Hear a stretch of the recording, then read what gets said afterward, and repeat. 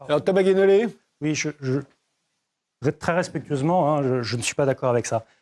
Simplement parce que je ne pense pas que ce soit... Je l'ai pensé par le passé, je veux le dire avec honnêteté, mais je ne pense pas à la réflexion que ce soit un problème d'offre politique. Je pense sincèrement que toute l'offre politique possible et imaginable est sur la table et est facilement accessible pour l'élection présidentielle. Je précise, hein. On a déjà parlé des problèmes aux élections intermédiaires. Ce que je veux dire par là, c'est que si vous voulez une rupture avec le système, une vraie rupture, quelle que soit sa forme, vous avez a priori un candidat pour ça. Vous voulez sortir de l'Union européenne, vous aviez Asselineau qui était candidat. Vous voulez la révolution prolétarienne, non seulement vous aviez des candidats trotskistes, mais vous en aviez même, j'emploie le pluriel, vous en aviez 2.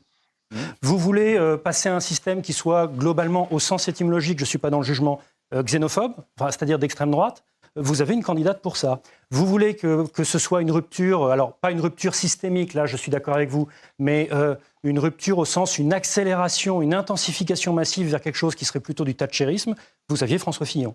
En fait, etc., etc. Jean-Luc Mélenchon, vous l'évoquiez tout à l'heure, c'était une candidature indiscutablement socialiste à la présidentielle, et socialiste au sens 1981, pas au sens adhérent du PS, qui n'est plus d'ailleurs.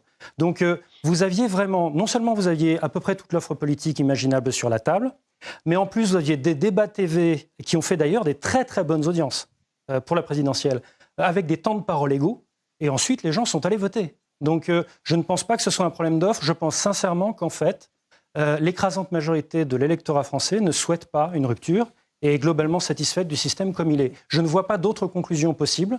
Parce que sinon, en l'état actuel de l'offre disponible, les gens ont les informations suffisantes et les débats télévisés disponibles avec les audiences qui nous le prouvent.